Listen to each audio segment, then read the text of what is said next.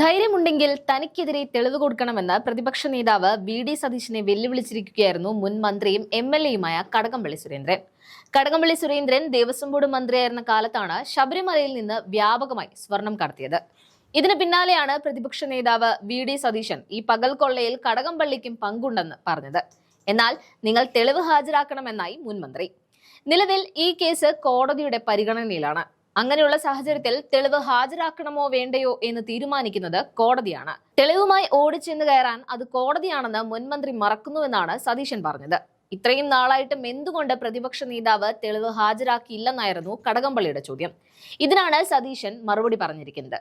5 വർഷക്കാലം കേരളത്തിന്റെ മന്ത്രിയായിരുന്ന വ്യക്തിയാണ് കടകംപള്ളി. എന്നിട്ടും ഇക്കാര്യത്തിൽ ലെവലേശം ബോധമില്ലെന്നും സതീശൻ കടകംപള്ളിയെ പരിഹസിക്കുന്നുണ്ട്. ഇതിനു പുറമെ CPM സംസ്ഥാന സെക്രട്ടറി M.V. ഗോവിന്ദനും സ്വർണ്ണക്കൊള്ള വിഷയത്തിൽ കണക്കിന് കൊടുക്കുന്നുണ്ട്. ആ വീഡിയോ കണ്ടു നോക്കാം.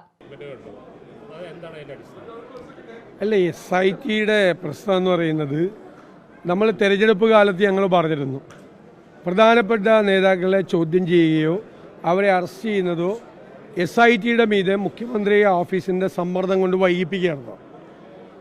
ഞങ്ങളത് രാഷ്ട്രീയാരോപണമായിട്ടല്ല ഉന്നയിച്ചു. SITയുടെ പ്രവർത്തനത്തിനൊരു മന്ദതയുണ്ടായി. ഞങ്ങൾ പറഞ്ഞ കാര്യം തെരഞ്ഞെടുപ്പ് കഴിഞ്ഞപ്പോൾ കോടതി ശരിവെച്ചു. ഇപ്പോൾ മനസ്സിലായല്ലോ, ഇത് വൈകിപ്പിക്കുകയായിരുന്നു. എന്നിട്ട് വളരെ രഹസ്യമായിട്ടാണ് ഈ ചോദ്യം ചെയ്തത്, വളരെ രഹസ്യം. പിന്നീട് മാധ്യമപ്രവർത്തകരാണ് അത് പുറത്തു കൊണ്ടുവന്നത്. എന്തിനാ രഹസ്യ സ്വഭാവം? ഇവരെല്ലാം ചോദ്യം ചെയ്യപ്പെടേണ്ടതും ഇവരെല്ലാം നിയമത്തിൻ്റെ മുന്നിൽ വരേണ്ട ആളുകളുമാണ്. ഇന്നലെ കടകംപള്ളി സുരേന്ദ്രൻ വെല്ലുവിളിച്ചു, ഇതുവരെ ഒരു കോടതിയിൽ അദ്ദേഹത്തിനെതിരായിട്ട് തെളിവ് ഹാജരാക്കിയില്ല. അദ്ദേഹം എനിക്കെതിരെ കേസ് കൊടുത്തിരിക്കുക. ഞാൻ ചോദിക്കുന്നത്, മന്ത്രിയായിരുന്ന ഒരാളാണ്, നിരവധി പ്രാവശ്യം MLA ആയിരുന്ന ഒരാളാണ്, ഒരു കോടതിയുടെ, ഒരു സിവിൽ കോടതിയുടെ പ്രൊസീജിയർ പോലും അറിയാത്ത ഒരാളാണ് ഇദ്ദേഹം എന്ന് പറയാൻ എനിക്ക് വിഷമമുണ്ട്. എനിക്കിഷ്ടമുള്ളപ്പോൾ കൊണ്ട് തെളിവ് കൊടുക്കാൻ പറ്റുമോ? കോടതിയിൽ കൊണ്ട് എനിക്കെതിരായി കൊടുത്തിരിക്കുന്ന കേസിൽ ഞാൻ എന്തുകൊണ്ട് തെളിവ് കൊടുത്തില്ല എന്നാണ് ചോദിക്കുന്നത്. കൊടുത്തിട്ട് അതിൻ്റെ നടപടിക്രമങ്ങൾ ആരംഭിച്ചിട്ട് പോലുമില്ല കോടതിയിൽ. ഞാൻ കൊണ്ടുപോയി എൻ്റെ കയ്യിൽ കുറേ തെളിവുണ്ടെന്നും പറഞ്ഞൊരു സിവിൽ കോടതി കൊണ്ട് തെളിവ് കൊടുക്കാൻ പറ്റുമോ? അത് വെറുതെ പറയാനൊന്നും കയ്യിലില്ലാഞ്ഞിട്ട് വെറുതെ രാവിലെ ഇരുന്നിട്ട് പറയാം. ഞാൻ അത്ഭുതപ്പെട്ടു പോയി. ഒരു മന്ത്രിയായിരുന്ന ഒരാൾ, ഇത്രയും നാൾ MLA ആയിരുന്ന ഒരാൾക്ക് ഒരു സിവിൽ കോടതിയിലെ പ്രൊസീജിയർ പോലും അറിയില്ല എന്ന് പറഞ്ഞാൽ നാണക്കേടാണ്. അത്രേ ഞാൻ പറയുന്നുള്ളൂ. ആൾക്കെങ്കിലും കൊണ്ട് കൊടുക്കാൻ പറ്റുമോ? ഇവരെല്ലാം രക്ഷപ്പെടുത്തുകയാണ്. അതാണ് ഏറ്റവും പ്രധാന പ്രശ്നം. എത്ര CPM നേതാക്കൾ ജയിലിലായി? ഒരാൾക്കെതിരെ, അയ്യപ്പൻ്റെ സ്വർണം കവർന്നതിൻ്റെ പേരിൽ ജയിലിലായ ഒരാൾക്കെതിരെ പോലും ഇവർ നടപടിയെടുക്കുന്നില്ല. അതിൻ്റെ അർത്ഥം എന്താ? അവരെ പ്രൊട്ടക്റ്റ് ചെയ്യാണ്, സംരക്ഷിക്കുകയാണ് പാർട്ടി, സർക്കാർ കൊട പിടിച്ചു കൊടുക്കുകയാണ്. ഇപ്പോൾ 2 ഉദ്യോഗസ്ഥരെ പുതിയതായി വെച്ചു, കോടതിയുടെ അനുമതിയോടുകൂടിയാണ് വെച്ചത്. പക്ഷേ കോടതി അത് ഒന്നുകൂടി പരിശോധിക്കണമെന്നാണ് ഞങ്ങളുടെ അഭ്യർത്ഥന. കാരണം 2 ഉയർന്ന IPS ഉദ്യോഗസ്ഥന്മാരുടെ സഹായത്തോടു കൂടി ഒരു പോലീസ് ആസ്ഥാനത്തുള്ള ഒരു കടുത്ത CPM-കാരനായ ഒരു ഉദ്യോഗസ്ഥൻ്റെ അറിവോടുകൂടിയാണ് CPM പക്ഷപാതികളായ 2 പേരെ ഇപ്പോൾ SITയിൽ വെച്ചിരിക്കുന്നത്. അത് SITയിൽ നടക്കുന്ന എല്ലാ നടപടിക്രമങ്ങളും ചോർത്തി കൊടുക്കാൻ വേണ്ടിയിട്ടാണ്. എല്ലാ കാര്യങ്ങളും പുറത്തേക്ക് ചോർത്തി കൊടുക്കാനാണ്. എന്താണ് അറിയുന്നത്? കാരണം SIT റിപ്പോർട്ട് കൊടുക്കുന്നത് കോടതിക്കാണ്, ഗവൺമെൻറ്റിനല്ല. അപ്പോൾ അവിടെ നടക്കുന്ന കാര്യങ്ങൾ, അറസ്റ്റിൻ്റെ മൂവ്മെൻ്റ് ഉണ്ടെങ്കിൽ അല്ലെങ്കിൽ ആരെങ്കിലും ചോദ്യം ചെയ്യാനുള്ള മൂവ്മെൻ്റ് ഉണ്ടെങ്കിൽ അതെല്ലാം ചോർത്തി കൊടുക്കാൻ വേണ്ടി പാർട്ടി പക്ഷപാതികളായ, കടുത്ത CPM പക്ഷപാതികളായ ആളുകൾ മുഖ്യമന്ത്രിയുടെ ഓഫീസിൻ്റെ നിർദ്ദേശപ്രകാരം ഓപ്പറേറ്റ് ചെയ്തിട്ടാണ് ഇതെല്ലാം ചെയ്യുന്നത്. അപ്പോൾ മുഖ്യമന്ത്രിയുടെ ഓഫീസിൻ്റെ സമ്മർദ്ദം ഈ SITയുടെ മീതെ ഉണ്ട്. അതാണ് യാഥാർത്ഥ്യം.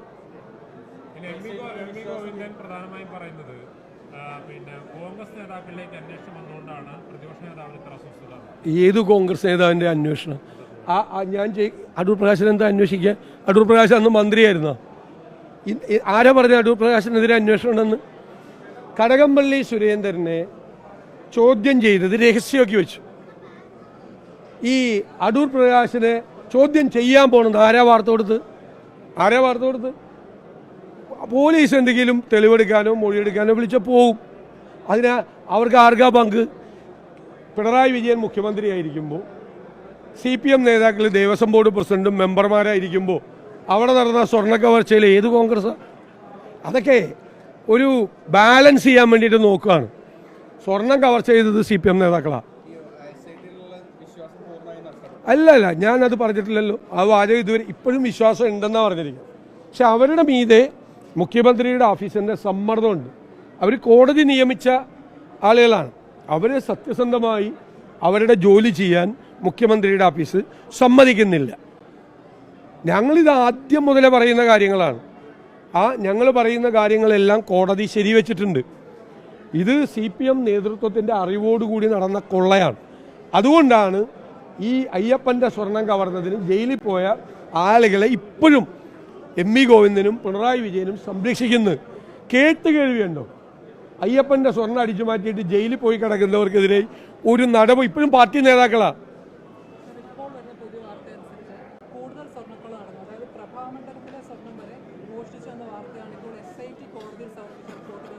ഞാൻ പറഞ്ഞത് കൂടുതൽ വിവരങ്ങൾ പുറത്തു വരികയാണ്.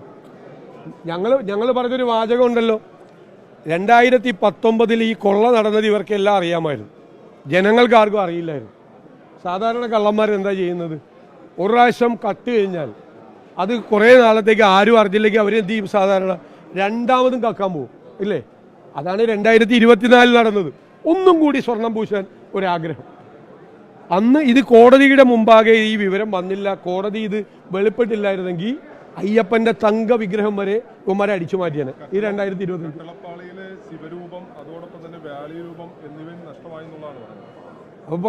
കറക്റ്റല്ലേ? ഞങ്ങൾ പറഞ്ഞ കറക്റ്റല്ലേ? രണ്ടാമത് 2024 വീണ്ടും കക്കാറിയതാണ്. അത് കോടതി അറിഞ്ഞില്ലായിരുന്നെങ്കിൽ ഈ കട്ടളപ്പാളിയിലെ ശിവരൂപം മാത്രമല്ല, അയ്യപ്പന്റെ തങ്ക വിഗ്രഹവും പോയാണ്. കോടതി ഇത് ചെയ്തില്ല. അപ്പോൾ നിരന്തരമായി സീരീസ് ഓഫ് കളവാണ് നടന്നിരിക്കുന്നത്, അല്ലേ? പരമ്പരയാണ്, കളവിൻ്റെ പരമ്പരയാണ് അവിടെ നടന്നത്. അതെല്ലാം ഈ നേതാക്കൾ, ഈ CPM നേതാക്കന്മാരുടെ ആശീസ്സോടുകൂടിയാണ്, അവരുടെ അറിവോടുകൂടിയാണ് നടന്നിരിക്കുന്നത്. ഇനിയും ഒരുപാട് CPM നേതാക്കൾ അതും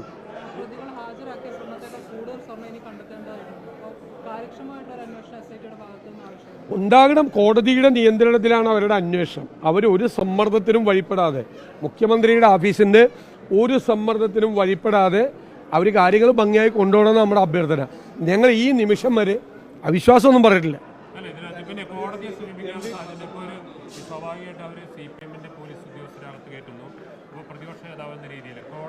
വരട്ടെ, ഞങ്ങൾ നോക്കട്ടെ. ഗോവിന്ദ മാസ്റ്റർ ഇപ്പോൾ പറഞ്ഞിരിക്കുന്നത് SIT ഇന്നലെ വരെ കോൺഗ്രസുകാർ അംഗീകരിക്കുന്നു, ഇന്ന് SIT തടയാൻ കോൺഗ്രസ് ശ്രമിക്കുന്നു എന്നുള്ളതാണ്. ഞങ്ങളെങ്ങനെ തടയണം? അത് പറയുന്നതായിട്ട് വല്ല പുലബന്ധം പോലും ഉണ്ട്. കണക്ഷൻ വിട്ടുപോയാണ് മാഷിൻ്റെ ഇതെല്ലാത്തിൻ്റെയും ചെന്ന് ഇത്രയും നേതാക്കന്മാർ സ്വർണ്ണക്കൊള്ള കേസിൽ പ്രതിയായി ജയിലിൽ കിടക്കണമെന്നപ്പോൾ കണക്ഷൻ വിട്ടുപോകുന്നു പറയുന്നതിൻ്റെ. മാഷൊന്ന് ശ്രദ്ധിച്ചാൽ നല്ലതായിരിക്കും. എന്താ പറയുന്നതെന്ന് നിങ്ങൾക്ക് മനസ്സിലായി? എന്താ അതിൻ്റെ ഉദ്ദേശം? SIT തടയണമെന്ന് ആര്? പ്രതിപക്ഷേ. എന്തൊരു കരുത്തുറ്റ പ്രതിപക്ഷമാണ്. SIT പോലും തടയാൻ പറ്റിയ പ്രതിപക്ഷം. പ്രതിപക്ഷ നേതാവ് ഇത്തരം BJPക്കെതിരെ കർശന നിലപാടെടുക്കുമ്പോഴാണ് മറ്റത്തൂരിൽ ഒരു പ്രതിസന്ധി ഇപ്പോഴും തുടരുന്നത്. മറ്റത്തൂരിൽ ഒരു കാര്യം വളരെ ക്ലിയർ ആണല്ലോ, ഒറ്റ കോൺഗ്രസ് പഞ്ചായത്ത് അംഗങ്ങളും BJP ചേർന്നില്ല. എല്ലാ 8 കോൺഗ്രസ് അംഗങ്ങൾ രാജിവെച്ച് BJP ചേർന്നെന്നുള്ള തെറ്റായ വാർത്തയാണ്. ഒറ്റ കോൺഗ്രസ് അംഗങ്ങളും BJP പോയിട്ടില്ല, ഒരാളും പോയിട്ടില്ല. അല്ല, കേട്ടോ, അവര് ഒരു സ്വതന്ത്രരെ പിന്തുണച്ചു. അവർക്ക് BJPയും കൂടി സപ്പോർട്ട് ചെയ്തു. അതാണ് പാർട്ടിയുടെ നിലപാടിന് വ്യത്യസ്തമായിട്ടുള്ള നിലപാടാണ്. അതിനാണ് നടപടിയെടുത്തത്. അത് പിൻവലിക്കുകയും മറ്റു കാര്യങ്ങളും ഒക്കെ ചെയ്തു കഴിഞ്ഞാൽ ആ നടപടിയെ കുറിച്ച് പാർട്ടി ഗൗരവമായിട്ട് അവരുമായിട്ട് ചർച്ച ചെയ്യുന്നുണ്ട്. അതുകൊണ്ട് എന്താ കുഴപ്പം? എന്ത് സാഹചര്യത്തിലാണ് നടപടിയെടുത്തത്? ആ സാഹചര്യം ഇല്ലാതായ പിന്നെ എന്താ പ്രശ്നം? ഞങ്ങൾ അവരെ വേറെ ആർക്കെങ്കിലും വിട്ടുകൊടുക്കണം.